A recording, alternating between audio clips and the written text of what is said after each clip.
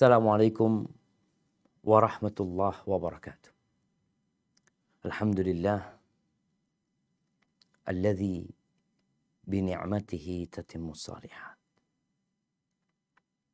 Segala puji bagi Allah Jalla Jalaluh yang karena nikmatnya kebaikan-kebaikan menjadi sempurna. Ya, semua kebaikan yang kita lakukan, semua kenyamanan yang kita rasakan, itu adalah karunia Allah Azza wa Jalla. Maka hanya Dia yang pantas untuk dipuja dan dipuji.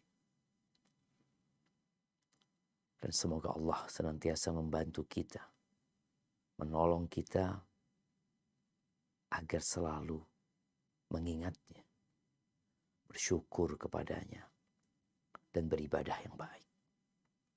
Allahumma salli wa sallim ala abdika wa rasulika sayyidina wa maulana Muhammadin wa ala alihi wa ashabihi ajma'in. Ya Allah, semoga salawat dan salam, berkah dan nikmat senantiasa Engkau curahkan untuk hamba kekasih-Mu, untuk baginda Nabi kita Muhammad alaihi salatu wassalam, untuk keluarga beliau, untuk istri-istri beliau, untuk putra-putri beliau, dan untuk seluruh sahabat Nabi. Semoga Allah meridhai kita bersama mereka. Amma ba'd, kembali kita belajar. Kembali kita hadir bersama, walaupun tidak di tempat yang sama, untuk beribadah kepada Allah Subhanahu wa Ta'ala, menuntut ilmu yang merupakan pusaka para nabi, menggali ilmu yang merupakan derajat dan kedudukan yang tinggi yang dapat mendekatkan hamba kepada penciptanya. Tapi terkadang kita melihat banyak manusia yang tidak peduli dengan ilmu ini. Hari ini kita akan belajar tentang menjaga rahasia. Kenapa tema ini diangkat? Karena ternyata masih banyak di kalangan kaum muslimin yang mereka menganggap bahwa menyebarkan rahasia seseorang itu sesuatu yang biasa. Mereka lupa bahwa orang beriman tidak seperti itu. Tanda-tanda orang munafik, kata Nabi SAW, ada 3. Idza haddatsa kadzab. Kalau dia berbicara, dia berdusta. Wa idza wa'ada akhlaf. Kalau dia berjanji, dia ingkar janji. Dan yang ketiga ini yang berkaitan salah satunya dengan masalah menjaga rahasia. Wa idza tumina khan. Kalau dikasih amanat, dia berkhianat. Pengkhianatan seseorang dengan amanat ini tergantung model amanah yang diberikan. Apabila amanah yang diberikan adalah sebuah kedudukan, sebuah jabatan, maka pengkhianatan dia tatkala dia tidak melaksanakan tugas sebagaimana seharusnya.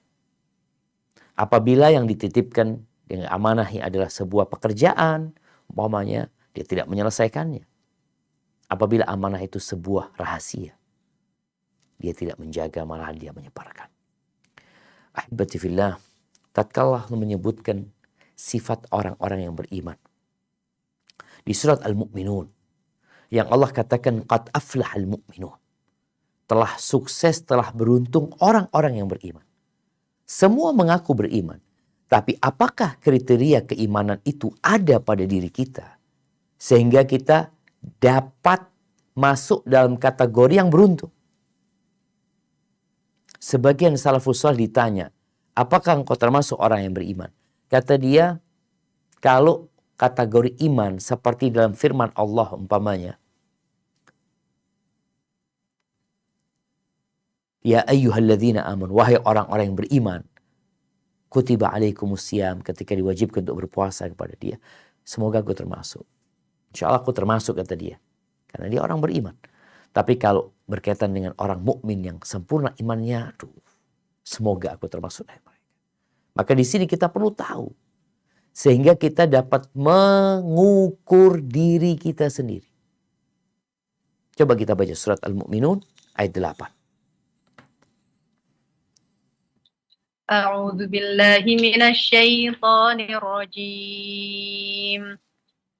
Walladzina hum li amanatihim wa ahdihim ra'un. Dan sungguh beruntung orang yang memelihara amanat-amanat dan janjinya. Barakallahu fikum.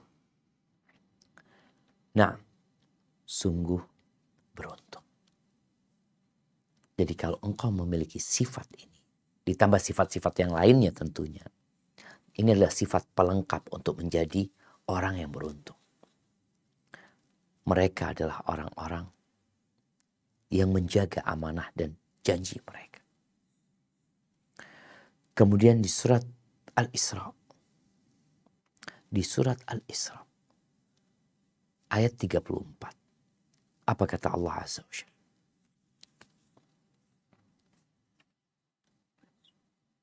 ولا تقربوا مال اليتيم إلا بالتي هي أحسن حتى يبلغ أشده وأوفوا بالعهد إن العهد كان مسؤولا.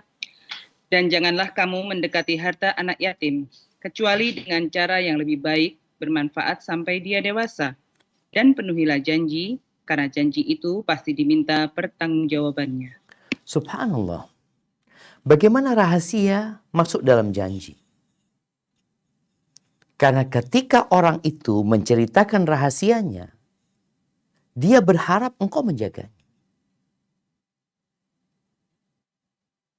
Rasul sallallahu alaihi wasallam dalam hadis yang diriwayatkan Jabir bin Abdullah radhiyallahu anhuma, beliau bersabda, "Idza haddatsa ar-rajul hadits, thumma iltafata fahiya amanah." Apabila seorang berbicara satu pembicaraan, kemudian dia menoleh ke kanan atau ke kiri, dia menoleh untuk memastikan kondisi yang ada. Maka kata Nabi SAW, fahiya amanah, itu amanah. Diambil janji atas dirimu untuk menjaga. Ketika engkau tidak bisa menjaga amanah, menjaga rahasia, engkau sampaikan, afwan ya, anak kalau yang rahasia-rahasia, anak takut, anak takut gak bisa jaga. Jadi itu jangan cerita sama aku. Karena ada sebagian orang yang ember umpamanya. Yang dia punya banyak kawan, dia suka berbicara, suka ngomong. Yang dikhawatirkan omongan dia akhirnya kebawa-bawa yang rahasia tadi. Tapi seorang mukmin harus berusaha untuk menjadi karakter yang amanah. Diusahakan, diperjuangkan. Paling tidak dia tahu Allah mengawasin dia. Sehingga dia takut dengan sifat-sifat munafik yang dapat mengantarkan dia kepada neraka. Ahibati fillah, ada amanah dalam keluarga. Nah, dan kadangkala keluarga ini bubar. Ya, Allah tidak mentakdirkan ya keluarga itu sampai mati. Ada pernikahan yang berumur 1 tahun, ada yang 3 bulan, ada yang 20 tahun. Dalam 20 tahun atau dalam fase yang pendek pun, 3 bulan umpamanya, suami istri ini ada banyak rahasia di antara mereka. Imma itu rahasia yang berkaitan dengan tubuhnya. Imma itu rahasia tentang kekurangan dia. Atau rahasia yang terjadi di atas ranjang.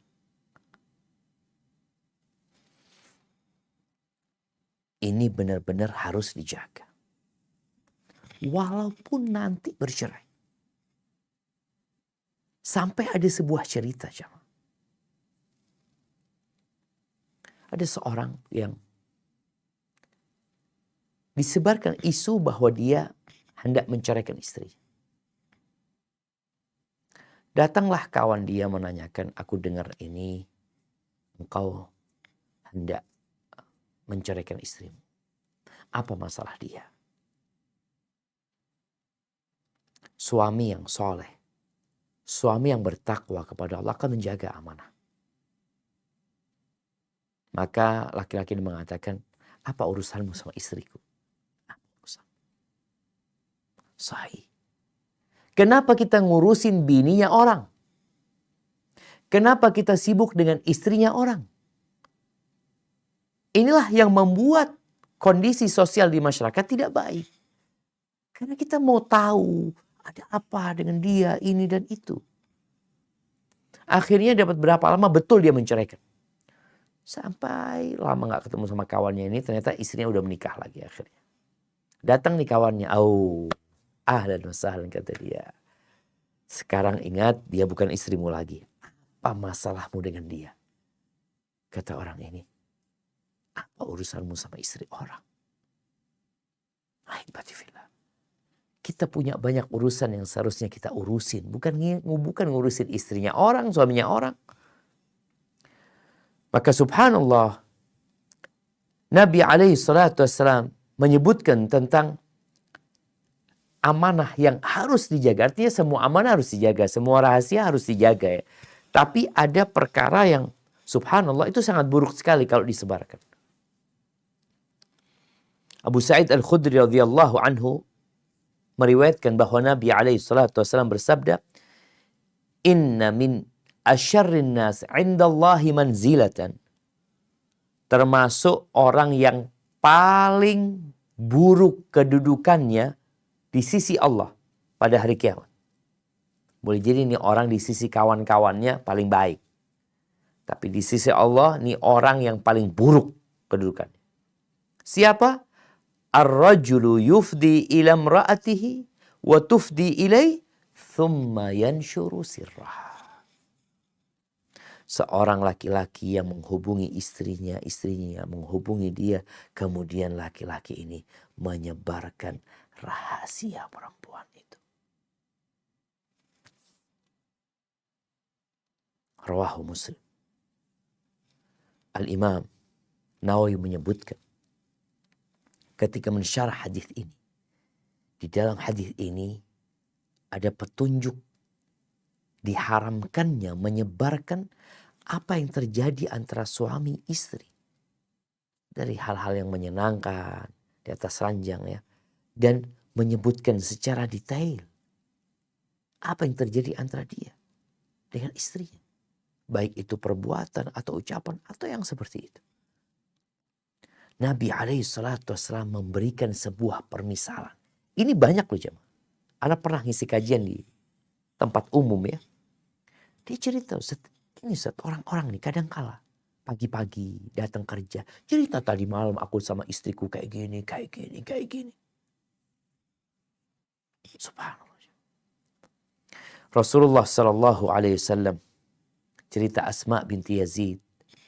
Dia pernah kumpul bersama Nabi. Dan di situ ada laki-laki dan ada para wanita juga. Tapi di tempat yang berbeda tentunya.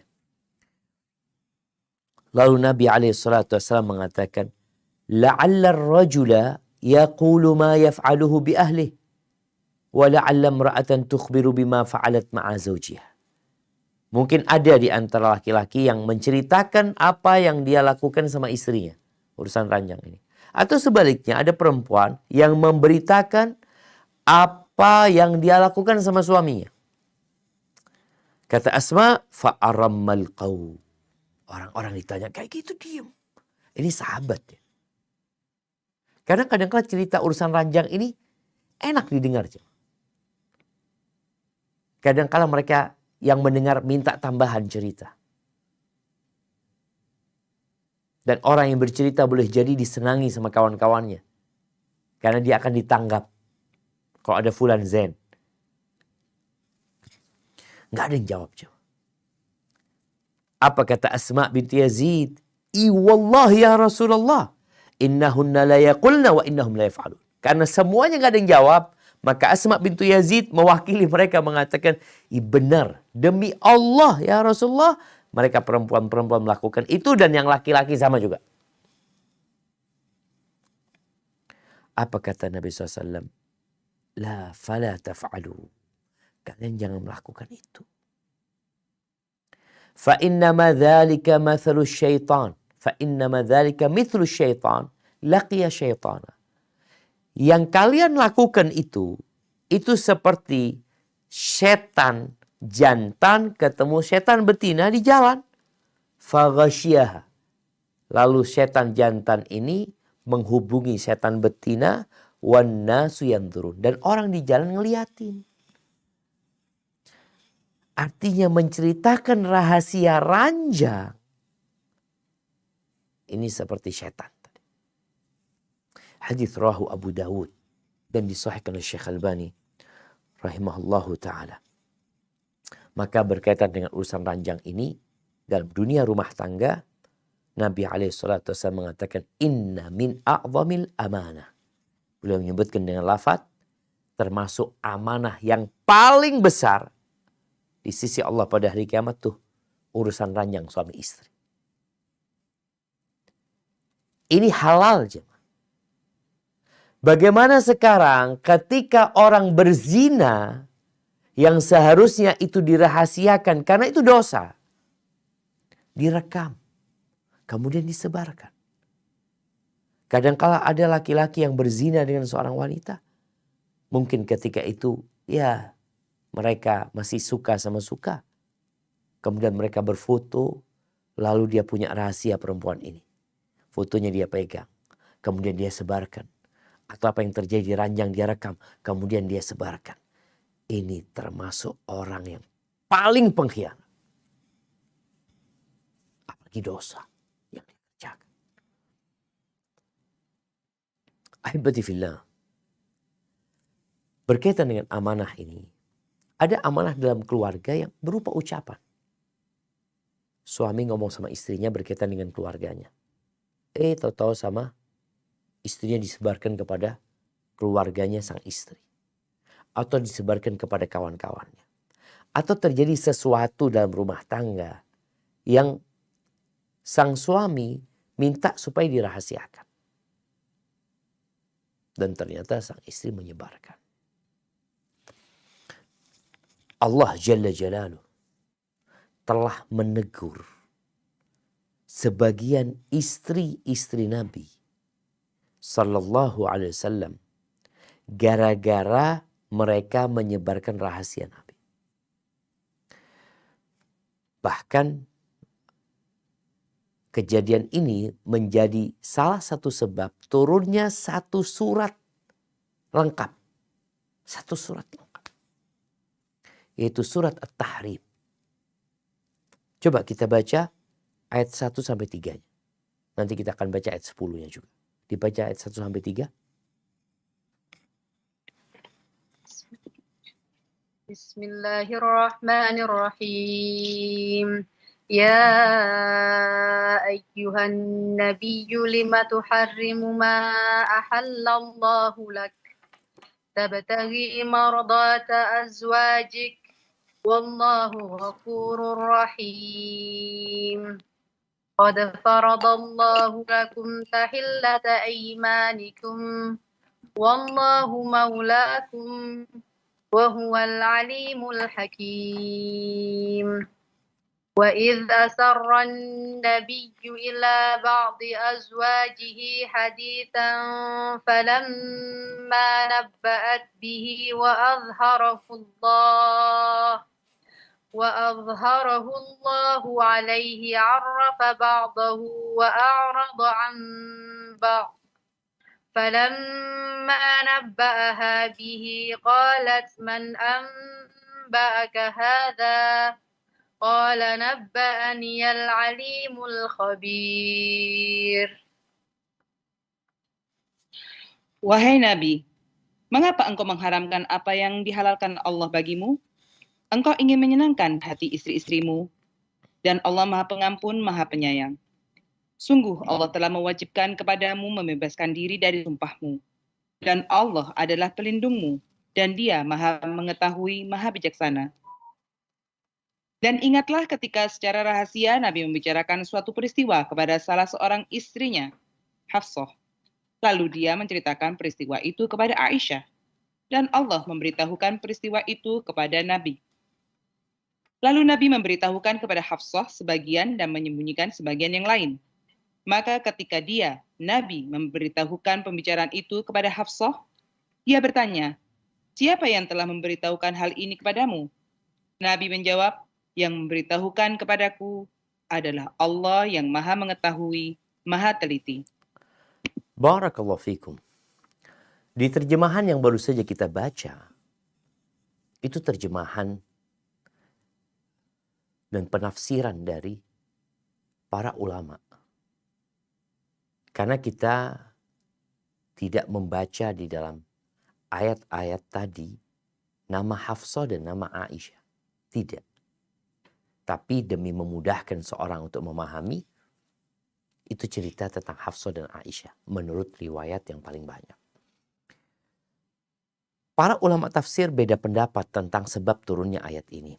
Di antaranya, dan ini pendapat kebanyakan ahli tafsir, disebutkan oleh Al-Wahidi, para ahli tafsir mengatakan bahwa pernah pada suatu hari Nabi SAW berada di rumahnya Hafsah. Ketika itu Hafsah sedang tidak ada, sedang pergi ke rumahnya bapaknya. Ketika Hafsah pulang ke rumah, Hafsah melihat di rumahnya itu ada Maria. Maria ini budak yang dimiliki Nabi SAW yang punya anak Ibrahim. Hafsah melihat ada Maria di rumahnya bersama Nabi SAW. Maka Hafsah nggak masuk ke rumah sampai Maria keluar.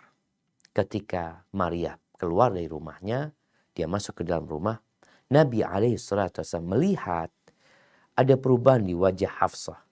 Kesedihan, kegalauan, dan kecemburuan. Maka Nabi SAW mengatakan kepada dia, engkau jangan ngasih tahu Aisyah tentang apa yang terjadi. Dan aku janji sama engkau, aku tidak akan mendekati dia selama-lamanya. Yakni demi menjaga hati Hafsah.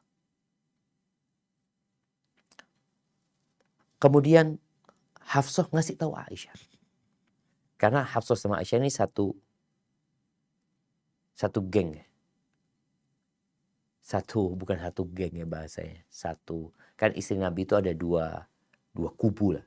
Satu kubu. Maka ketika Aisyah dapat cerita itu, Aisyah marah. Ya. Kemudian dia minta kepada Nabi SAW agar Nabi bersumpah untuk tidak mendekati Maria selama-lamanya di rumahnya Aisyah, umpamanya seperti itu. Akhirnya Allah turunkan ayat ini, dan ini pendapat kebanyakan mufassir bahwa berkaitan dengan Hafsah yang menceritakan rahasia tadi. Bahkan Hafsah sempat diceraikan oleh Nabi SAW karena urusan ini atau karena urusan lainnya. Kemudian Allah mengutus Jibril, dan Jibril menyampaikan kepada Nabi SAW bahwasanya Allah nyuruh engkau untuk merujuk Hafsah. Karena Hafsah adalah orang yang soleh sebenarnya. Dia adalah seorang yang ahli ibadah. Tapi ya itulah kondisi wanita. Ada yang menyebutkan bahwasanya sebabnya berkaitan dengan madu. Nabi mengharamkan madu. Tapi ahibati fillah, kita lihat bagaimana Hafsah menceritakan rahasia suaminya. Dan itu nggak boleh. Engkau disuruh jaga amanah tersebut. Engkau jangan ceritakan kepada siapapun. Terkadang perempuan ini, ya bukan hanya perempuan ya, tapi karena ceritanya cerita istri, kadang-kala perempuan ini kepingin curhat ya, mencurahkan isi hatinya. Tapi tolong yang rahasia jangan diceritakan.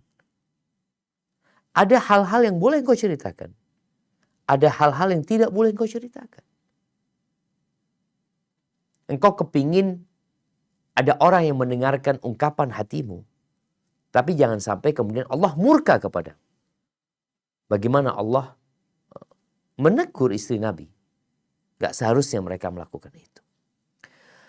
Taib, kemudian di ayat 10 dari surat Tahrim ini, Allah ceritakan tentang dua istri Nabi yang berkhianat. Akhirnya tentunya Hafsah dan Aisyah bertobat, selesai urusannya. Mereka bertobat, mereka minta maaf, Allah terima tobat mereka. Karena Nabi SAW tidak menceraikan mereka dan tetap mendidik mereka. Di surat At-Tahrim ayat 10.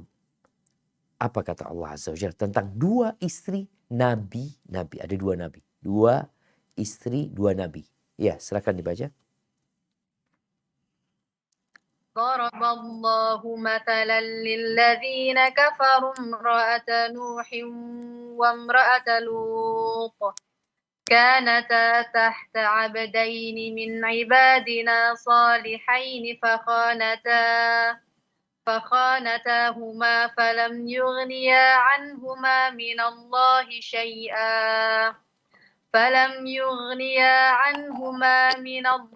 شيئا وقيل ادخلا النار مع الداخلين.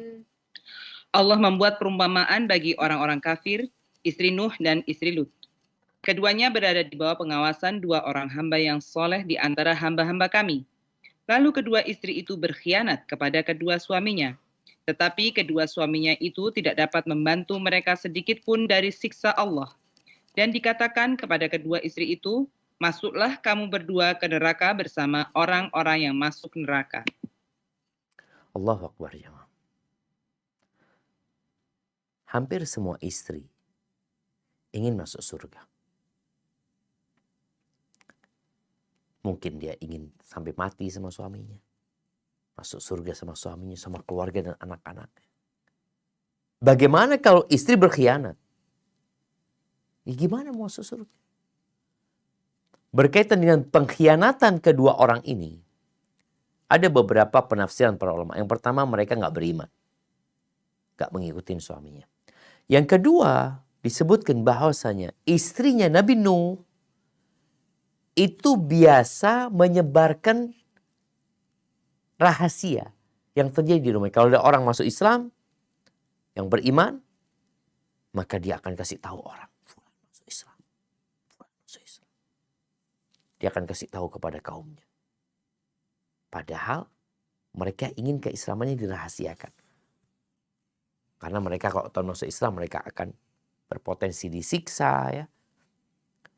Ini istri Nabi Nuh suka menyebarkan itu. Ini di antara penafsiran.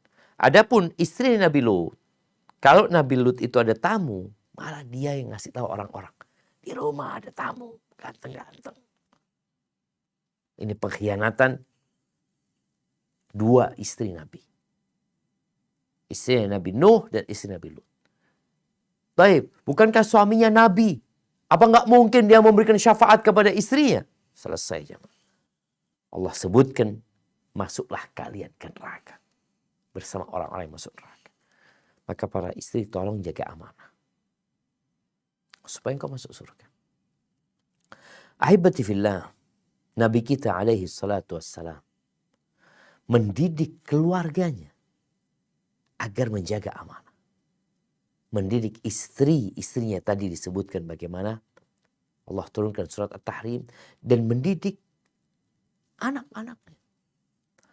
Cerita Aisyah radhiyallahu taala anha ketika Nabi alaihi salatu wassalam sedang sakit yang kemudian berakhir dengan wafatnya beliau alaihi salatu wassalam. Datanglah Fatimah. Kalau datang Fatimah, Nabi ini senang banget ya. Beliau mengatakan marhaban bibnati. Selamat datang putriku katanya. Kemudian didudukkan di kanannya atau di kirinya. Kemudian Nabi ngomong bisik-bisik sama Fatimah. Yang omongan itu menyebabkan Fatimah menangis. Dengan tangisan yang keras sekali.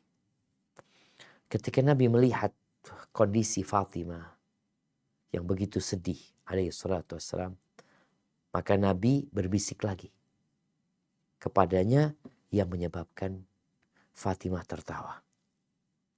Setelah itu Aisyah datang. Nih Aisyah kepingin tahu. Nabi membisikkan apa tuh tadi. Akhirnya Nabi SAW mengatakan, bukan Nabi ya, Aisyah radhiyallahu taala anha bertanya kepada Fatimah, Nabi mengkhususkan buat engkau sesuatu, kata dia. Di antara semuanya, aku kepingin tahu apa sih tadi yang menyebabkanmu menangis dan menyebabkanmu tertawa. Apa kata Fatimah? Ma kuntu ufshi ala Rasulillah SAW sirrahu. Gak mungkinlah aku membongkar rahasia Rasulullah SAW. Gak mungkin. Jadi bagaimana Fatimah menjaga itu rahasia, walaupun yang bertanya kepadanya adalah orang yang paling dicintai sama bapaknya, Aisyah radhiyallahu taala anha. Tapi karena itu rahasia, apa buktinya rahasia? Bisik-bisik. Tadi disebutkan kalau orang ngomong itu kemudian noleh, ingat itu amanah. Kadang-kala dia ngomong ini off the record ya, artinya jangan disampaikan, ini cukup di sini nih. Ini ngomong di sini, habis di sini. Kadang-kala seperti itu. Ada bahasa-bahasa tentang amanah ini. Maka Fatimah radhiyallahu taala anha tidak menceritakan rahasia itu. Sampai meninggalnya Nabi SAW. Baru Fatimah membongkarnya. Karena memang rahasia itu rahasia berkaitan dengan kematian Nabi SAW. Setelah Nabi meninggal dunia, ya udah selesai. Rahasianya nggak ada, Nabi udah meninggal dunia. Taib, ahibati fillah. Berkaitan dengan amanah ini, amanah di antara para sahabat, rahasia ya, rahasia itu amanah. Rahasia di antara para sahabat, di antara kita yang bersama kawan-kawan kita, bersama sahabat-sahabat kita, itu amanah tetap dijaga. Jangan berpikir, enggak kan sohib. Kau kan juga sohib sama fulan gitu loh. Aku ceritakan. Enggak. Cukup dia yang tahu. Jangan disebarkan, cukup kau yang tahu. Ini bicara tentang rahasia. Abdullah bin Umar radhiyallahu ta'ala anhuma, beliau mengatakan bahwa Umar bin Khattab ketika putrinya Hafsah binti Umar ditinggal mati sama suaminya Khunais bin Hudzafah, akhirnya dia menjadi seorang janda. Maka Umar bin Khattab ingin menikahkan putrinya. Ini seorang bapak ketika dia punya anak perempuan, maka hendaknya dia berusaha mencarikan buat mereka pasangan hidup. Apalagi wanita-wanita yang bertakwa kepada Allah yang dia nggak tahu, dia nggak punya kenalan laki-laki gitu. Juga nggak ada yang tahu sama dia. Orang tuanya tahu sama laki-laki yang baik, maka datang. Datanglah Umar bin Khattab. Kata Umar mengatakan, Ataitu Uthman bin Affan. Fa'aradtu alaihi Hafsah. Aku datang kepada Uthman bin Affan. Aku tawarkan kepada dia Hafsah. Bayangin ya, padahal Uthman ini punya istri. Dan salah satu istrinya adalah putrinya Nabi SAW. Tapi itu tidak menghalangi Umar untuk menawarkan kepada Uthman. Sekarang kalau ada orang menawarkan istri, menawarkan putrinya kepada laki-laki yang udah punya istri, dianggap sama masyarakat, ini orang gak tahu diri, mau merusak rumah tangga orang. Enggak, jemaah. Enggak. Yang mau merusak rumah tangga orang itu setan. Tapi yang dilakukan Umar tidak sedang merusak rumah tangga orang. Tapi dia ingin menyelamatkan putrinya dan memperindah rumah tangga orang. Apa kata Utsman ketika ditawarin Hafsah? Sa'andur fi amri. Aku akan mikir dulu. Mikirkan, dia punya istri gitu. Aku mau mikir dulu. Falabithu layali. Thumma laqiyani. Akhirnya dapat beberapa malam, berjumpalah dengan Umar lagi Utsman ini. Maka kata Utsman, qad badali an la atazawwaj yaumi hadza. Aku kok sekarang sedang nggak ingin nikah. Dia sudah punya istri, tapi masih belum 4 gitu. Maka dia mengatakan, aku kok kayaknya sedang nggak mau menikah. Setelah dapat informasi itu, ya Umar nyari orang lain. Berjumpalah dia dengan Abu Bakar. Subhanallah, jarak umurnya Umar sama Abu Bakar ini kira-kira 10 tahun. Artinya Umar menawarkan putrinya kepada sahabatnya yang umurnya 10 tahun di atasnya Umar, bukan di atasnya Hafsah. Kalau sama Hafsah jaraknya lebih jauh lagi. Dan ketika itu Abu Bakar sudah di atas 50 tahun. Ketika ditawarin Hafsah ini udah tua. Jadi seorang sahabat menawarkan putrinya kepada sahabatnya itu hal yang lumrah, jemaah. Apalagi dia tahu sahabatnya orang soleh, orang yang bertakwa gitu. Cuma kan sekali lagi, orang akan memandang hal itu sebagai bentuk merusak rumah tangga orang lain. Enggak. Fakultu, maka Umar langsung nodong Abu Bakar. Apa kata Umar? In syi'ta zawajtuka Hafsah binta Umar. Kalau engkau mau, aku nikahkan engkau dengan Hafsah binti Umar. Kalau Abu Bakar mengatakan qabil itu aku terima, selesai. Pernikahan terjadi. Pernikahan itu nggak ruwet ya. Yang butuh nyewa gedung, ini, undangan, macam-macam. Lah, kita yang bikin ruwet itu pernikahan. Umar mengatakan, kalau engkau mau, aku nikahkan kau dengan putriku. Abu Bakar disebutkan fasomata Abu Bakar. Diam Abu Bakar. Falam yarji ilayya syai'an. Enggak ngomong apa-apa. Enggak jawab. Enggak ada respon dari Abu Bakar. Wa kuntu aujad alaihi minni ala Utsman. Kata Umar, aku agak sakit hati sama Abu Bakar karena dia enggak mau nikah sama putriku. Lebih besar daripada ketidaksenanganku sama Utsman. Karena Utsman kan enggak mau dinikahi, dikawinkan sama Hafsah. Sekarang Abu Bakar nggak mau, tapi sikapnya Abu Bakar diem, no respon. Faqala Umar, qultu na'am. Oh, taib. Falabithu layali, kata Umar cerita, dapat berapa malam gitu, datang Rasulullah SAW meminang Hafsah. Maka aku pun menikahkan dia sama Hafsah. Selesai. Prosesnya mudah sekali. Aku nikahkan selesai. Jadi bukan acara. Yang penting itu kan ada wali. Walinya ada. Siapa walinya? Umar. Ada yang mau dinikahkan. Rasul SAW. Ada 2 saksi. Ada mahar. Selesai. Ijab qabul. Pernikahan selesai. Akhirnya setelah Nabi menikah sama Hafsah, bertemulah Abu Bakar dengan Umar. Kata Abu Bakar, kelihatan orang kalau lagi marah itu kelihatan wajahnya. Sikapnya juga kelihatan. Abu Bakar ngomong sama Umar, la'allaka wajadta alayya hina aradta alayya Hafsah falam arji ilaika syai'an. Engkau mungkin sakit hati ketika engkau menawarkan Hafsah, kemudian aku nggak merespon. Kata Umar, na'am, betul. Iya. Ini terus terang sama Umar sakit hati gitu. Ini sahabat dekatnya. Kenapa nggak mau menikahkan sama putrinya gitu? Qala Abu Bakar. Di sini Abu Bakar baru berbicara. Dia mengatakan, fa innahu lam yamna'ni an arji ilaik. Engkau tahu kenapa aku nggak meresponmu ketika engkau tawarkan itu?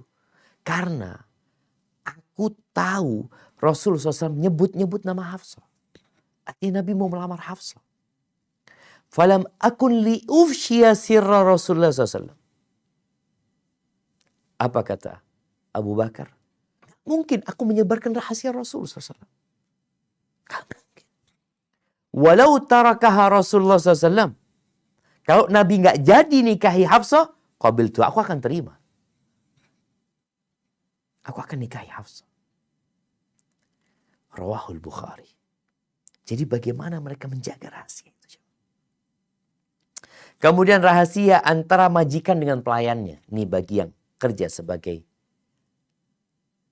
ART, asisten rumah tangga. Atau sebagai supir, atau sebagai pembantu, pekerja, tukang kebun. Apakah kerjaan dia? Yang dia kerja di tempat orang kan? Biasanya yang namanya supir ini atau pembantu ini akan tahu dengan rahasia-rahasia yang terjadi di dalam rumah. Kejadian dalam rumah itu kan nggak kedengaran sama tetangga, nggak terekam CCTV, tapi di situ ada pembantu, di situ ada supir mungkin, kadang-kadang keributan di mobil. Ada rahasia-rahasia yang terjadi. Maka ingat itu amanah, bukan untuk disebarin. Atau memang ngomong, ini amanah. Ini cerita Anas bin Malik radhiyallahu anhu. Pelayan Rasul sallallahu alaihi wasallam. Dia mengatakan, asarra ilayya Nabi SAW sirran. Nabi pernah menyebutkan sebuah rahasia buat aku. Aku tidak pernah menceritakan rahasia itu kepada siapapun. Walaqad sa'alatni Ummu Sulaim. Ibuku pernah tanya sama aku. Ibunya sendiri nih. Fama akhbartuha bihi. Aku gak pernah ngomong sama ibuku sendiri, aku gak pernah. Pernah ada kejadian, katanya Anas, aku disuruh sama Nabi SAW untuk melakukan sesuatu. Kalau aku terlambat, pulangnya terlambat ya. Dia pulang terlambat, ditanya sama ibunya. Anas, kenapa engkau terlambat? Ya, aku disuruh sama Nabi SAW. Ada satu keperluan, kata dia. Tanyalah Ummu Sulaim, apa keperluannya? Kata Anas, rahasia ibuku. Rahasia. Ini masih kecil Anas ya, belasan tahun mungkin waktu itu ya. Kata Ummu Sulaim, kau jaga amanah. Jangan pernah menceritakan rahasia Nabi kepada siapa. Sampai kepada ibunya sendiri. Ahibati fillah. Ada cerita lain. Cerita di masa sahabat ya. Muawiyah radhiyallahu ta'ala anhu itu pernah bercerita dengan salah satu kerabatnya. Dia cerita dekat sama Muawiyah. Ceritakan sesuatu, udah. Sang anak ini datang sama bapaknya. Bapaknya ini juga masih saudara sama Muawiyah. Ngomong sama bapaknya, Muawiyah itu nyampaikan sesuatu sama aku. Dan menurutku, dia mungkin kalau ketemu engkau, dia akan menceritakan kepada engkau. Artinya dia gak ada yang rahasia sama engkau lah. Apa kata bapaknya kepada putranya ini? Jaga rahasia Amirul Mukminin. Jaga. Jadi dalam dunia rahasia ini jamaah, kita perlu ada ta'awun. Ada saling tolong menolong dalam menjaga rahasia. Kita jangan meminta orang menceritakan rahasia. Kalau kita dikasih tahu orang itu mengatakan ini rahasia. Ngomong apa dia? Apa rahasianya? Jangan. Boleh jadi orang itu terpancing untuk menceritakan. Dan kita akan dapat dosa. Karena kita termasuk yang berusaha untuk menyingkap rahasia. Seharusnya kalau ada orang menyampaikan sesuatu yang rahasia, kita ngomong, kalau itu rahasia jangan diceritakan. Jangan. Bukan malah kita mencari tahu rahasia tersebut. Istilahnya kulaan ya, cari sana, ngomong apa sih fulan, ngomong apa sama fulan, jangan.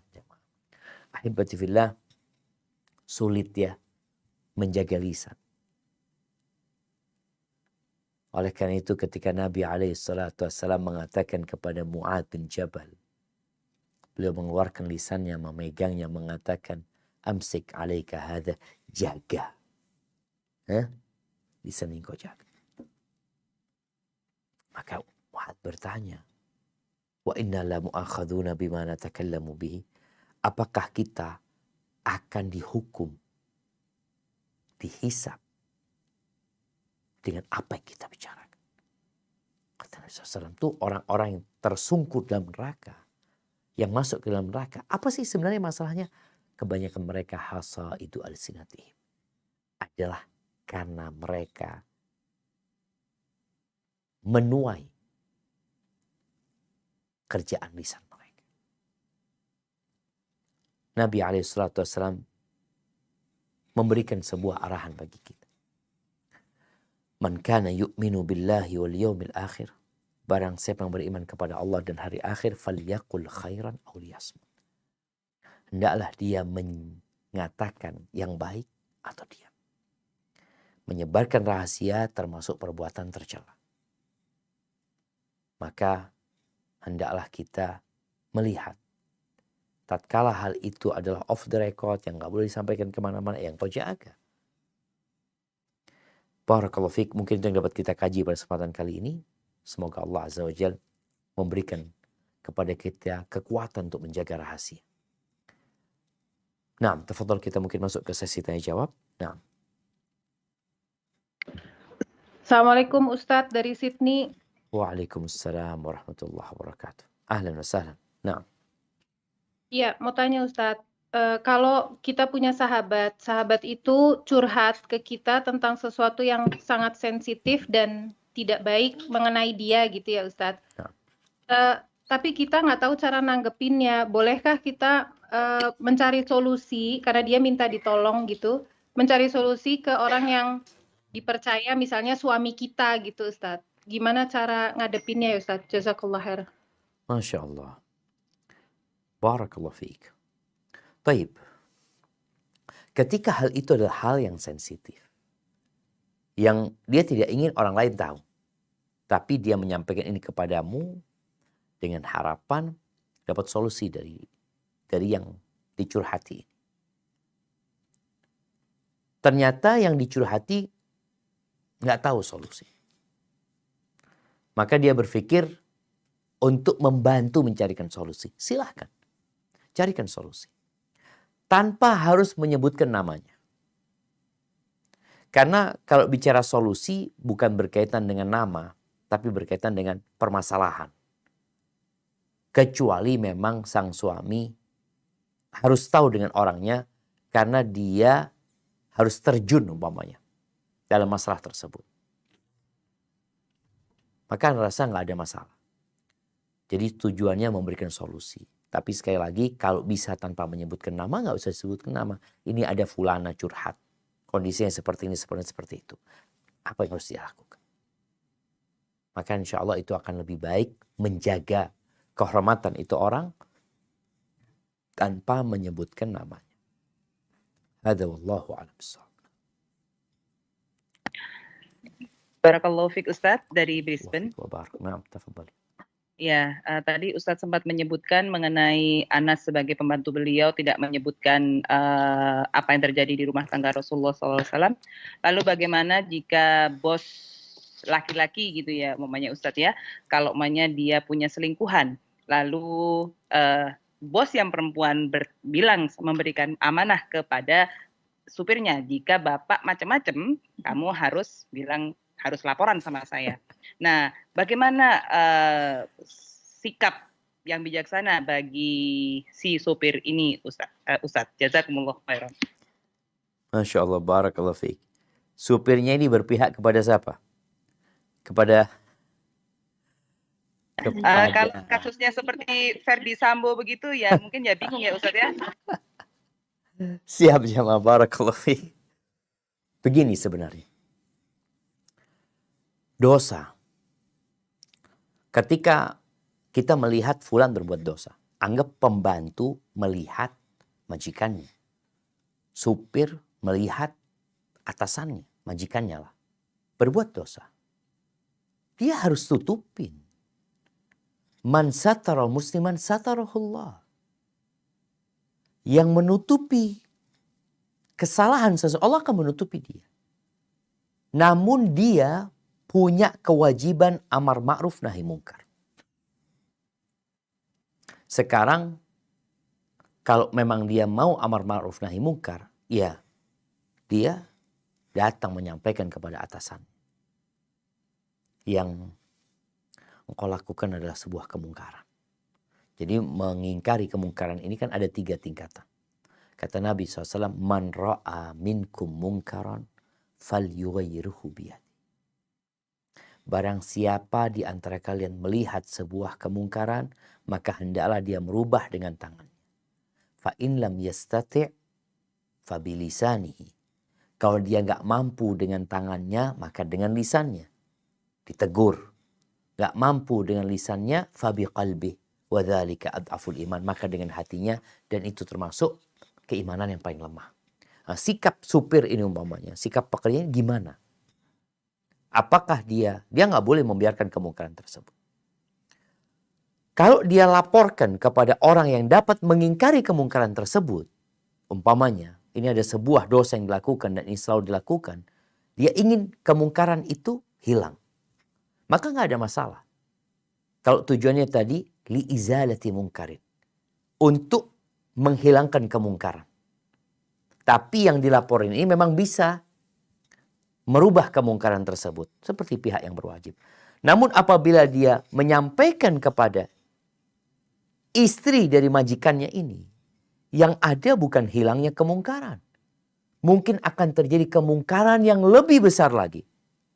Sang suami tetap berzina umpamanya, rumah tangganya berantakan. Ada 2 kemungkaran. Terjadinya perceraian dan sang suami tetap aja. Kalau tujuannya untuk memperbaiki, ya cari siapa kawannya orang tersebut. Tapi sekali lagi apabila dia tidak mampu mengingkari dengan lisan, maka dia mengingkari dengan hatinya dan dia meninggalkan tempat kemungkaran tersebut. Ada yang majikannya ini punya istri, tapi nikah siri. Maka kadang-kala dia berdekat sama pembantunya, sama anak buahnya kasih tahu, jangan kasih tahu ibu kalau aku punya istri lagi. Dan itu rahasia. Jadi kalau itu sebuah dosa, kita disuruh menutupi dosa, tapi kita disuruh mengingkari kemungkaran tersebut, bukan membiarkannya. Tapi kalau ternyata yang dilakukan majikan ini sebenarnya sesuatu yang boleh secara agama, maka dia lebih utama untuk tidak menyampaikan kepada ibu majikannya. Kemudian jamaah, ada satu hal ya buat kita semua, buat kaum muslimin, khususnya dalam kehidupan rumah tangga, jangan suka mencari-cari kesalahan orang. Kita semua punya kesalahan. Kita semua punya dosa. Artinya kalau dibuka dosa-dosa anak, nggak akan ada yang mau dengarkan kajian anak. Kita punya banyak dosa. Maka Nabi SAW mengatakan, man tatabba'a aurata akhi, tatabba'a Allah aurata. Barang siapa yang mencari-cari kekurangan, kesalahan saudaranya, maka balasan bagi dia, Allah akan mencari-cari kesalahan dia. Kalau Allah mencari-cari kesalahan kita, habis gitu jemaah. Karena udah dicatat. Kalau kita mencari kesalahan orang, kita belum tentu dapat. Tapi kalau Allah membongkar kesalahan kita, Allah akan lecehkan. Maka bagi para istri, jadilah engkau orang yang soleha, yang menjaga amanah. Ketika suamimu keluar rumah, titipkan sama Allah SWT. Ajak suamimu bertakwa kepada Allah. Kecuali memang engkau tahu nanti ternyata suamimu na'udzubillah berzina. Tapi tolong tadi jangan mencari-cari kesalahan orang. Hadza wallahu a'lam bissawab. Assalamualaikum Ustadz, pertanyaan dari Perth. Waalaikumsalam warahmatullahi wabarakatuh. Bagaimana sikap dan berdosakah kita mendengar cerita tentang keburukan anak seseorang dari teman kita? Diceritakannya dengan maksud untuk dijadikan pelajaran buat kita agar anak kita tidak seperti anak tersebut. Barakallah. Wa fiik wa baraka. Ahibati fillah. Ghibah itu dzikruka akhaka bima yakrah. Menyebutkan tentang saudaramu sesuatu yang dia tidak menyukai. Kalau kemudian kita menceritakan anaknya fulan, apa urgensi menyebutkan anaknya fulan? Kalau ngambil ibroh, engkau ceritakan dengan nama samaran.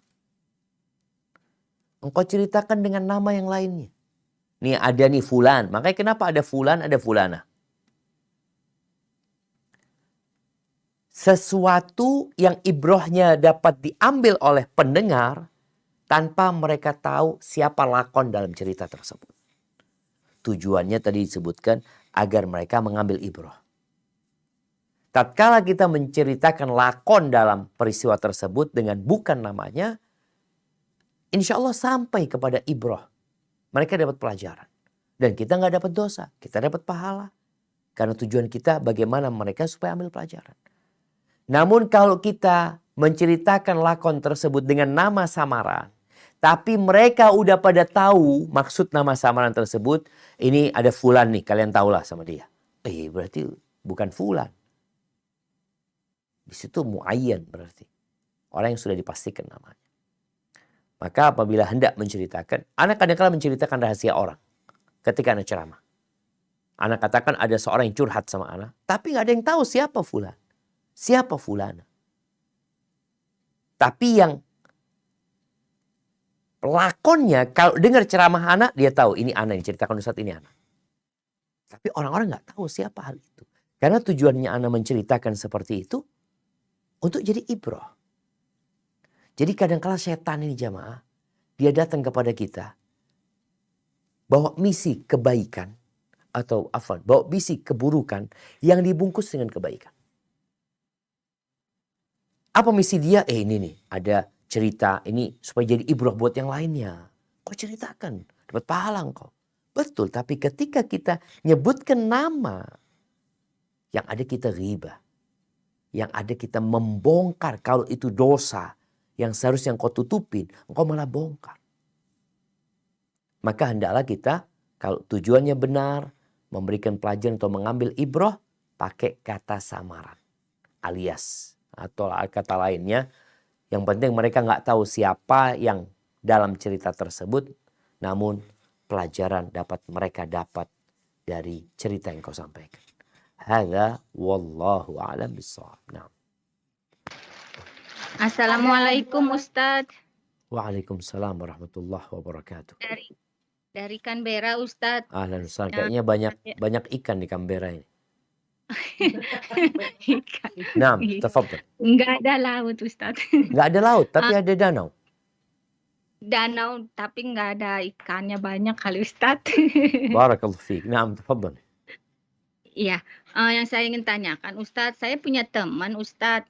Nah, habis itu teman itu SMS suami saya menanyakan, istilahnya dia menanyakan pilihan gini. Kayak misalnya nanya ke suami saya milih yang mana ya? Istilahnya kalau kemarin sih nanya tentang kerjaannya Ustadz ya. Bagusan yang mana ya? Kerjaan yang ini apa yang ini gitu loh Ustadz. Tapi dia SMS suami saya tanpa ngasih tahu saya sebelumnya, jadinya langsung DM langsung suami saya gitu loh Ustadz. Nah, itu apa tanggapan saya? Apakah saya harus memutuskan dia? Apakah saya memutuskan pertemanan atau menjaga jarak atau saya tegur teman saya itu? Nah, jadi maka saya masih agak-agak kesal. Dia gitu belum sih, punya Ustadz. suami. Dia udah punya suami, cuman dia udah cerai. Ya berarti nggak punya suami lah. Iya, tapi kan udah pernah bersuami. Siap. Ya Ustadz. Jadi Kayak gitu, Ustadz. yang ada anti cemburu. Iya, Siap. pastilah Ustadz. Nah, Itu yang saya ingin pertanyakan, apa yang harus saya lakukan terhadap teman saya, apakah saya menjaga jarak sama dia, soalnya saya dulunya udah kayak kakak beradik, saya anggap dia adik gitu loh Ustadz. mungkin Tapi karena sering nginep di itulah. rumah. Mungkin karena itulah. Artinya karena perasaan itu, maka dia tanya sama suami anti langsung. Iya, biasanya dia langsung nanya apa-apa lah ke saya dulu gitu Ustadz. Oh biasanya. Nah, Jadi ini nggak biasa. Artinya kejadian yang seperti ini Iya. nggak biasa. Iya Ustadz, dan juga berapa kali akhirnya apa-apa sedikit coba tanya ini, minta pendapat suami saya terus gitu loh. Sebelumnya Masya dia Allah. coba tanyain kayak ke saya, coba tanya deh Kak sama Rama, saya begini gini gitu. Nah, Nah sekarang ini kok nggak langsung DM langsung gitu loh Ustadz. Allahu Jadi Akbar. Memang apa yang janda harus itu saya kesian. lakukan? Janda itu kesian. Ceritanya Umar bin Khattab, dia segera mencarikan suami buat putrinya. Dia nikahkan putrinya. Karena kalau ada janda di kampung mamanya, itu para istri jadi takut. Takut janda ini godain suami mereka. Maka semoga janda-janda itu segera menikah. Tapi apa sikap kita? Yang pertama, kita jangan overthinking. Kita harus berbaik sangka dulu ya. Berbaik sangka sama kawan kita, apalagi dikatakan dia sudah seperti saudara ya, sama engkau, dan kondisi dia memang sekarang adalah seorang janda yang tadi mungkin membutuhkan orang yang dapat memberikan arahan kepada dia. Disinilah kadang-kala seorang perempuan itu jamaah, dia menikah menjadi istri kedua, istri ketiga, yang mungkin sang suami mengatakan aku nggak bisa selalu kesini, nggak apa-apa, yang penting aku punya suami, status punya suami, ada orang yang bisa aku tanya ya, ada pelindungku, ini dan itulah. Mungkin sekedar itu. Tapi dalam kasus yang ditanyakan itu, ana rasa kita baik sangka, mungkin penanya berbaik sangka sama itu sahabatnya. Namun karena memang fitnah ya, yang namanya laki-laki sama perempuan ini fitnah. Mungkin sampaikan kepada dia, aku ngelihat engkau kalau mau tanya sama suamiku lewat aku ya, supaya nggak jadi fitnah gitu loh. Kita juga jaga persahabatan. Jadi bukan menjauhinya.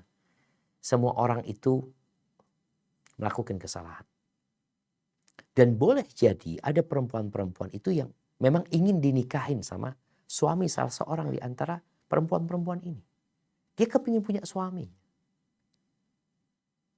Apakah dikatakan dia merusak? Enggak. Ketika dengan cara yang baik, dengan cara yang bijak, itu enggak sebenarnya. Tapi kan ya wanita kan nggak kepingin ya. Artinya rata-rata ke wanita itu nggak kepingin suaminya nikah lagi. Tapi Allah Azza wa Jal mensyariatkan hal itu. Maka demi menjaga persahabatan jangan sampai rusak ya. Jangan sampai rumah tanggamu rusak, persahabatanmu rusak. Apalagi perempuan itu bisa langsung DM suami. Dan nggak tahu suami bagaimana perasaan dia dengan perempuan itu. Maka ngerasa untuk menutup celah setan di sini, engkau ngobrol sama perempuan itu. Engkau kalau mau tanya apa, lewat aku ya. Atau ngomong sama suami, Mas, Bang, Fulana, kalau engkau kabarin aku. Biar aku yang jawab, umpamanya seperti itu. Jadi untuk menjaga hubungan, yang jelas tetap dijaga hubungan. Jangan menjauh dari dia, karena dia bisa dekat dengan suamimu walaupun engkau menjauh dari dia. Dan itu akan lebih berbahaya untuk engkau. Dan ketika tahu perempuan itu memang kesian ya, tadi dia janda, berusahalah kita jemaah. Para perempuan ini berusaha untuk mencarikan dia suami. Cuma memang yang ana lihat di masyarakat, ketika perempuan itu sudah janda, sulit dia menikah dengan seorang perjaka. Rata-rata dia nikah lagi dengan duda, atau dia nikah jadi istri kedua, jadi istri ketiga. Jadi tolong dijaga masyarakat kita ini dengan harapan ya tidak banyak kemungkaran yang terjadi. Tidak banyak kemungkaran yang terjadi. Mungkin itu. Barakallahu fikna.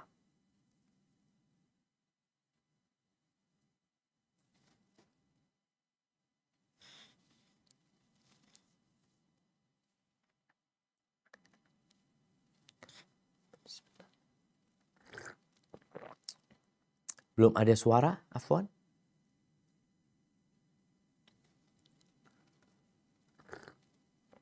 Ya KL Ustaz, ntar KL nggak ada suara ya? Mungkin masih belum Boleh siap. Sydney siap kalau belum. Ya, Sydney aja duluan ya. Assalamualaikum Ustadz dari Sydney. Waalaikumsalam warahmatullahi wabarakatuh. Ahlan wa sahlan, tafadhali. Iya, ceritanya gini Ustadz, misalnya kita ini punya mantan suami. Terus mantan suami ini mau menikah lagi gitu ya Ustadz. Si calon istri ini tahu kalau kita mantannya. Jadi dia tanya ke kita gimana sifatnya si suami ini, kenapa kamu dulu pisah gitu Ustadz. Apakah boleh kita cerita sesungguhnya karena menurut kita si suami ini ada zolimnya gitu Ustadz. Apa harus kita tutupi atau gimana? Sedangkan kita merasa kewajiban menyelamatkan sesama muslimah gitu loh Ustadz. Jangan sampai kena kayak kita. Jazakallah khair. Subhanallah jamaah ya. Iya, Anda lihat kadang kala ya, pasangan suami istri ini cerai. Karena ada ketidakcocokan. Akhirnya mereka berpisah. Sang suami merasa istrinya nggak benar. Sang istri merasa suaminya nggak benar. Akhirnya dua orang ini berpisah dan dua-duanya menikah. Dan ternyata rumah tangga mereka langgeng. Makanya kadang-kala ada kecocokan di antara mereka. Ada kesabaran. Sang istri nggak penyabar umpamanya. Akhirnya dia memilih berpisah. Kemudian sang suami nikah lagi sama istri yang penyabar. Bisa tuh jalan. Sang istri nikah lagi dengan suami yang alhamdulillah nggak marahan kayak yang dulu. Dan rumah tangga mereka berjalan baik-baik. Jadi ada hal-hal yang tidak perlu kita ceritakan. Berkaitan dengan kenapa dia bercerai. Tapi ada hal-hal yang mungkin harus diceritakan. Umpamanya suamiku nggak, Fulan gimana? Fulan afwan ya. Aku tahu sama Fulan, Fulan nggak sholat, tapi sekarang nggak tahu mungkin dia berubah. Ingat karena orang yang dulunya buruk mungkin jadi baik. Orang yang dulunya nggak sholat, mungkin sebagian kita dahulunya belum hijrah, tapi sekarang jadi hijrah. Jadi ketika engkau ditanya sama dia, engkau dapat ceritakan kepada dia yang memang dibutuhkan. Yang memang dibutuhkan. Nabi alaihi salatu wassalam subhanallah ya. Beliau itu ditanya oleh Fatimah binti Qais radhiyallahu ta'ala anha. Dia mengatakan, ya Rasulullah, ada dua orang yang meminangku. Satu namanya Abu Jaham, yang satu namanya Muawiyah. Ini minta nasihat.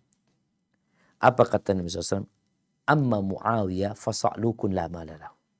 Kalau Muawiyah itu miskin, dia nggak punya harta. Ini kekurangan yang disebutkan oleh Nabi SAW. Karena perempuan ini kadang-kala nikah kan, ya anak kepingin yang bisa memberikan nafkah sama aku. Gimana kalau aku nikah dengan seseorang yang nggak bisa ngasih nafkah? Mami tadi katakan, gimana suamimu? Aduh, kau kok nikah sama Fulan. Fulan waktu nikah sama aku nggak ngasih nafkah. Tapi sekali lagi mungkin dia berubah. Tapi waktu nikah sama aku dia ngasih nafkah. Mami seperti itu. Kemudian, wa amma Abul Jahm. Adapun Abul Jahm, fala yada'ul asa an atiqih. Abu Jaham itu adalah sosok orang yang sering melakukan perjalanan. Jarang pulang. Ada yang mengatakan dia tidak meletakkan tongkat dari pundaknya. Ada dua penafsiran. Dia orang yang sering keluar kota, sering safar. Atau dia suka mukul. Nabi katakan. Jadi dalam bab nasihat itu, kita nggak perlu nyeritakan semuanya. Kita yang dibutuhkan sama dia. Mamanya kalau dikatakan tadi, dia suka mukul dulu waktu nikah sama aku. Suka mukul ya. Tapi nggak tahu sekarang. Mudah-mudahan dia sudah berubah. Karena engkau nggak tahu sekarang dia bagaimana. Sedangkan Nabi SAW ketika ditanya, beliau tahu kondisinya sekarang. Kondisi Fulan seperti apa. Karena ada hal-hal sekali lagi dalam rumah tangga itu yang mungkin orang itu bisa berubah. Yang Fulan dulu nggak pernah puasa. Kenapa engkau cerai? Ya Allah, Fulan itu diajak puasa nggak mau, ngomongnya kotor. Kayak gitu. Tapi mungkin dia bertobat. Mungkin dia bertobat. Mungkin seperti itu jemaah. Jadi kita boleh menceritakan tapi sesuai dengan kadar yang dibutuhkan aja. Nabi SAW tidak menceritakan yang lain-lainnya. Cukup nih. Perempuan tuh nggak suka dapat suami yang suka mukul. Udah cukup. Kau ceritakan satu kekurangan dia yang menyebabkan dia mundur. Umpamanya. Itu benar ya. Itu kebenaran. Tapi sekali lagi kalau ternyata hal itu bisa berubah. Dulu waktu nikah sama Ana 2 tahun yang lalu. Sekarang Ana pun nggak tahu dengan kondisi dia. Tapi yang jelas dulu kondisinya seperti ini sama Ana dan mungkin dia berubah. Ini babnya bab memberikan nasihat. Apalagi dia hendak menempuh sebuah pernikahan yang akan berdampak sama dia kalau ternyata dia salah pilih nantinya. Namun sekali lagi jemaah, orang itu bisa berubah. Orang itu bisa berubah. Maka berapa banyak orang yang bercerai yang mereka nggak cocok, ternyata mereka menikah semuanya cocok gitu loh. Alhamdulillah, alhamdulillah. Maka jangan sampai kita menyimpan dendam sama saudara kita. Tadi jangan sama mantan istri atau mantan suami. Allah mengatakan wala tansawul fadla bainakum. Jangan melupakan ya kemuliaan atau karunia yang terjadi di antara kalian. Hadza wallahu a'lam bissawab. Nah. Ya, barakallahu fiik Ustadz. Ini ada pertanyaan titipan. Maaf di luar tema. Seperti mungkin yang Ustadz sudah ketahui bahwa di Australia ini ada tunjangan untuk keluarga yang kurang mampu. Kalau mamanya di sini ada anak yatim, lalu keluarga tersebut sudah menerima tunjangan dari pemerintah. Jika ada seruan untuk membantu keluarga ini karena anak ini adalah anak yang yatim, apakah perlu kita membantu beliau, keluarga ini, atau bagaimana? Begitu Ustadz. Jazakumullahu khairan. Tunggu, Ana mau tanya.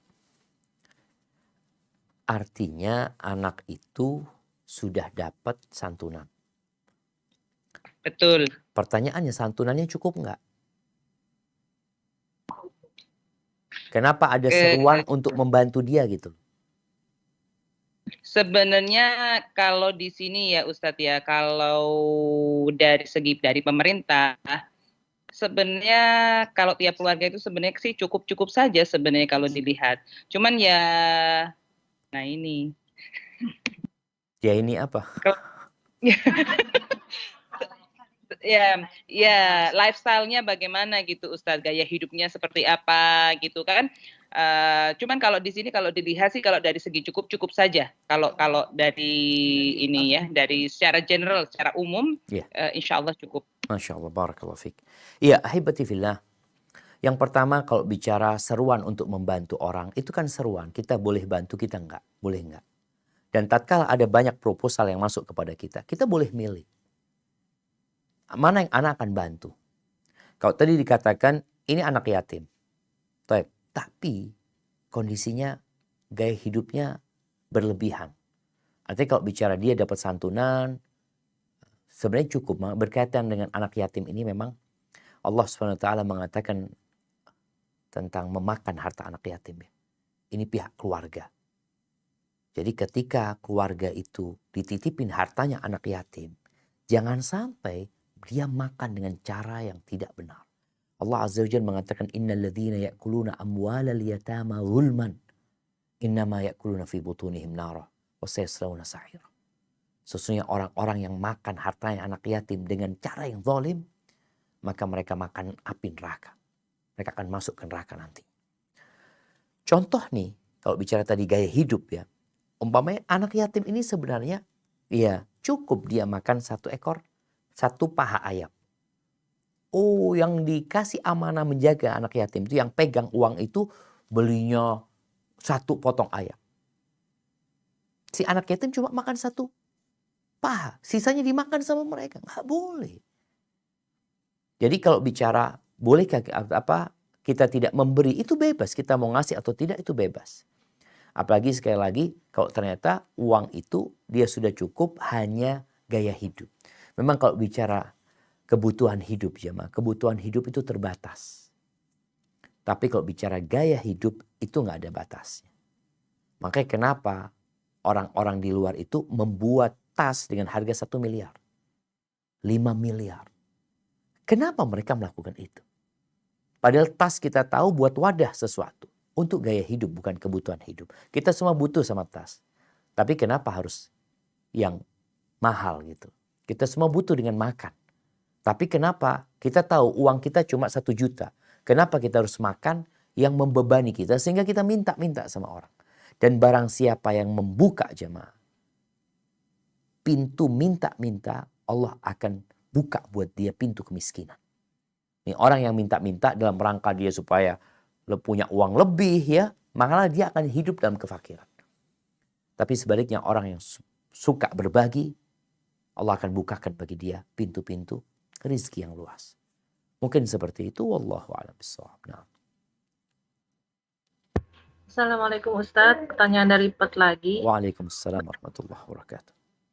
Nah, berdasarkan penjelasan tentang Fatimah membongkar rahasia Nabi setelah beliau meninggal, bolehkah kita membongkar rahasia seseorang ketika orang tersebut sudah meninggal tentang kebaikan atau keburukannya, Ustadz? Nah, barakallahu fiik.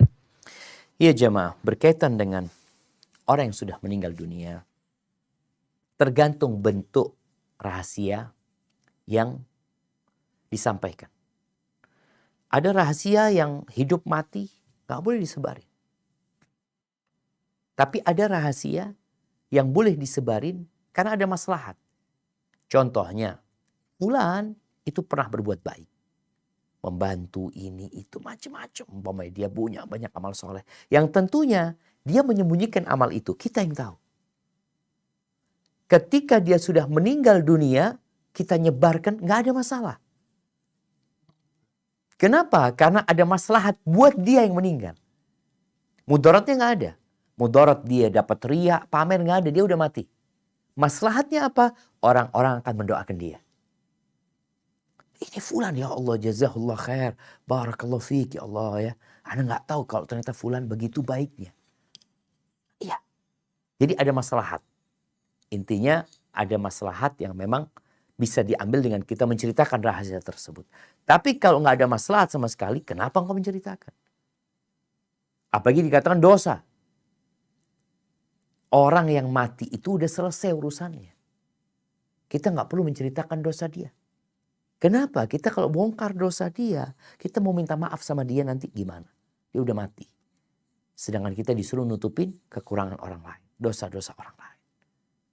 Dan boleh jadi yang sakit hati itu keluarganya. Yang mati udah selesai, engkau transfer pahala sama dia dan kau berbuat dosa kepada keluarganya.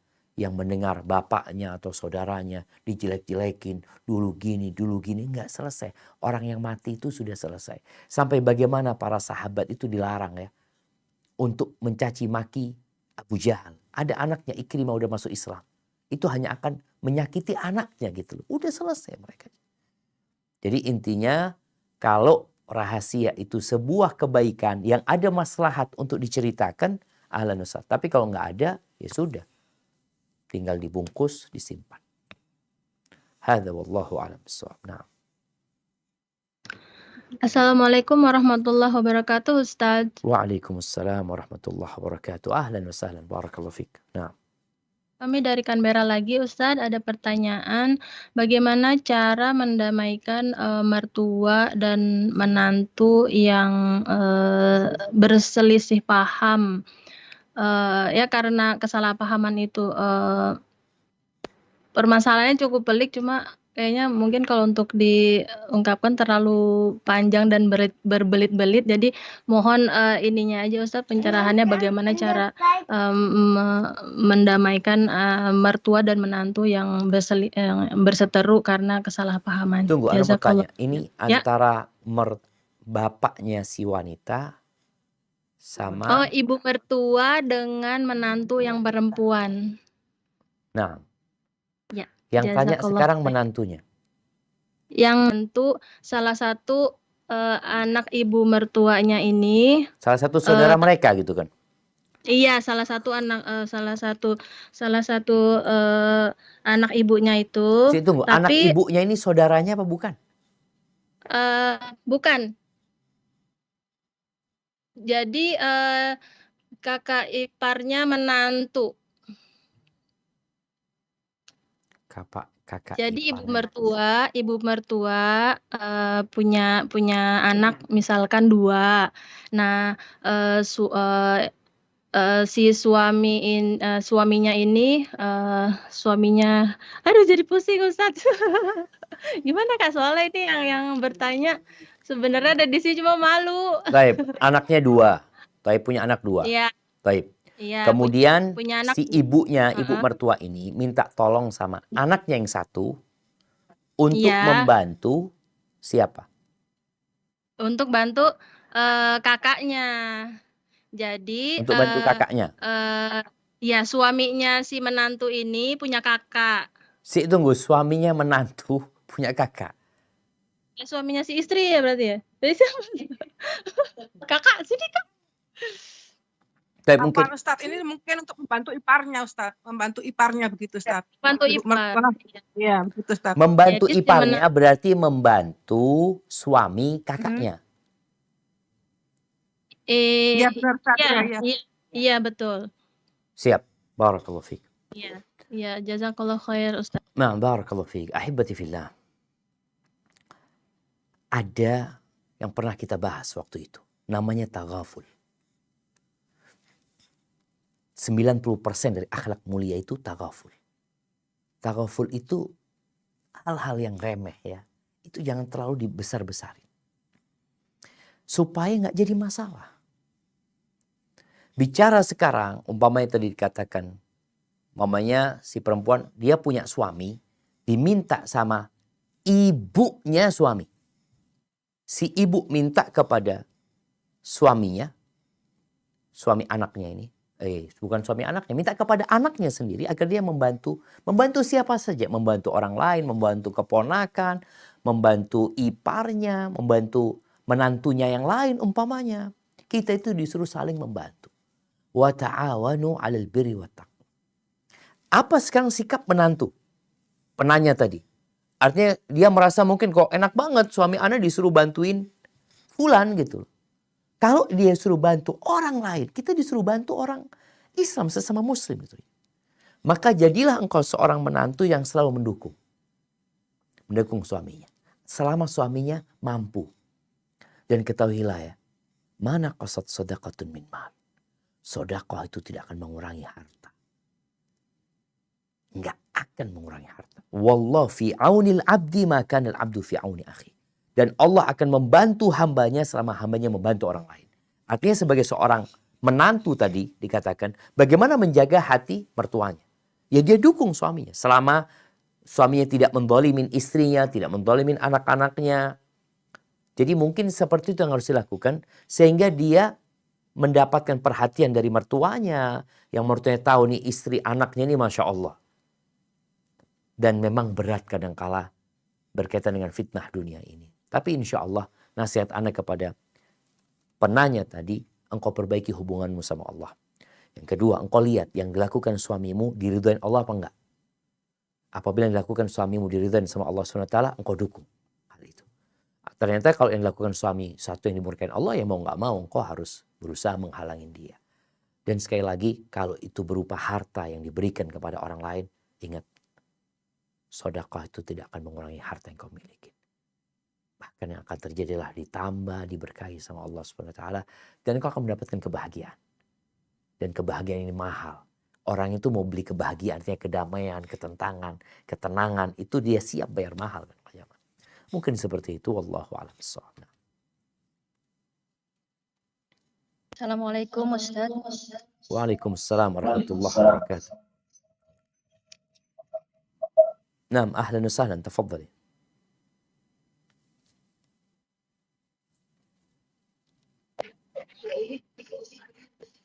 Halo?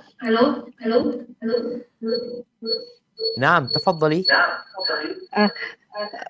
Ustadz, anak perempuan saya sudah balik dan dia sekolah full day, pulang selepas asar. Bagaimana jika dia menyadari kalau dia selesai datang bulan sewaktu masuk sholat duhur, sedangkan untuk bersuci di sekolah tidak memungkinkan? Apakah boleh dia bersuci di waktu asar yang artinya skip sholat duhur? Apa yang harus dilakukan Ustadz? Apa? Jazakallahu khair. Kenapa tidak memungkinkan? Dikatakan Karena di tadi sekolah, tidak Ustaz. memungkinkan. Iya. Kenapa di sekolah tidak memungkinkan? Nggak ada toilet Kenapa, di Ustaz, sana? Mak? Nggak ada kamar mandi di sekolah? Kayaknya nggak mungkin ya Ustaz. Ini Allah itu mengatakan fattaqullaha mastata'tum, bertakwalah kepada Allah sesuai dengan kemampuan kalian. Maka perlu dipastikan kalau dikatakan dia suci ketika waktu zuhur, dia sedang di sekolah dan tidak memungkinkan, lain lagi ceritanya darurat. Tapi memungkinkan lah Ustaz. Jadi dia kalau dia sudah tahu itu hari akhir dia datang bulan biasanya, dia siapkan anduk umpamanya di sana ya. Kemudian ketika waktu istirahat, dia bisa mandi. Dan bicara mandi dulu jemaah, kita itu biasa mandi dengan air banyak. Yang menyebabkan akhirnya muncul ucapan tidak mungkin. Padahal mandi dengan air sedikit bisa. Dan itu mungkin tidak dilakukan selalu. Atau kalau dikata, oh memberatkan. Memberatkan ya kalau tiap hari engkau melakukan hal itu. Dan boleh jadi ini sebulan sekali. Dan belum tentu sebulan sekali. Maka ingat Allah mengatakan, fattaqullaha mastata'tum. Bertakwalah kepada Allah sesuai dengan kemampuan kalian. Kalau ternyata dia nggak mampu mandi Ustaz. Karena dia sedang di mobil ya. Nggak ada tempat untuk berhenti. Dia ikut mobil umum, kendaraan umum umpamanya. Memang bukan safar, tapi nggak mampu gitu loh. Beda lagi kasusnya. Tapi kalau tadi dikatakan nggak mungkin, kok Ana nggak tahu ya. Sekali lagi, kalau memang tidak mungkin. Dan satu hal yang dikatakan darurat itu disesuaikan ya kadarnya. Kalau memang nggak mungkin ya mau nggak mau dia ketika asar. Dia mandi, kemudian dia jamak sholatnya. Zuhur sama asar tadi. Tapi kalau dia memungkinkan, maka lakukanlah yang memungkinkan. Jadi kalau memang tidak memungkinkan, dia niati untuk menjamak. Jadi dia sudah di sekolah niat enggak. Ana mau jamak nanti asar sama zuhur sama asar. Itu nggak ada masalah.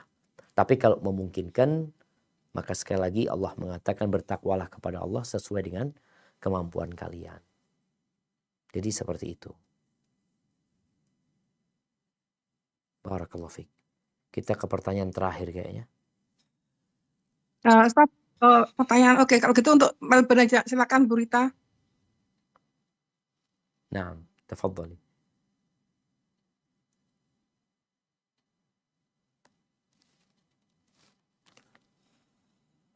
Melbourne kayaknya udah tutup nih. Sydney ada. Ntar dulu, kalau Sydney akhirnya semua nanti iri. Ntar dulu, Melbourne, Bu Rita mau tanya nggak Bu Rita? Melbourne masih buka, Ustaz. Enggak, terima kasih. Terima kasih. Ya udah, Ustaz. Ya, soalnya kalau satu nanti semua minta. Siap, Ustaz, ini ada waktunya 5 juga pertanyaan. kayaknya sudah jam 10.28 ya. Taib jamaah rahimakumullah. Semoga yang kita pelajari bisa kita amalkan ya. Dan kita hidup dalam rangka mengabdi kepada Allah Azza wa Jalla. Ada beban yang harus kita lakukan. Tapi itulah ujian hidup. Dari pertanyaan-pertanyaan tadi yang diajukan, itu menunjukkan bahwasanya kita ya harus minta pertolongan sama Allah SWT. Tanpa pertolongan Allah, gak akan bisa kita melewatin ujian-ujian yang ada. Maka nasihat ana, teruslah berdoa memohon kepada Allah. Karena Allah berjanji, ud'uni astajib lakum. Mintalah kepada aku, pasti aku kabulkan. Apa repotnya kita minta? Duduk sambil masak, ya Allah minta apa yang kau inginkan. Mungkin sambil nyapu ingat, kita angkat tangan minta sama Allah Subhanahu wa taala. Barakallahu fiik. Sampai berjumpa kembali, semoga senantiasa dalam lindungan ilahi. Subhanakallahumma wa bihamdika, asyhadu an la ilaha illa anta astaghfiruka wa atubu ilaik. Assalamualaikum warahmatullahi wabarakatuh.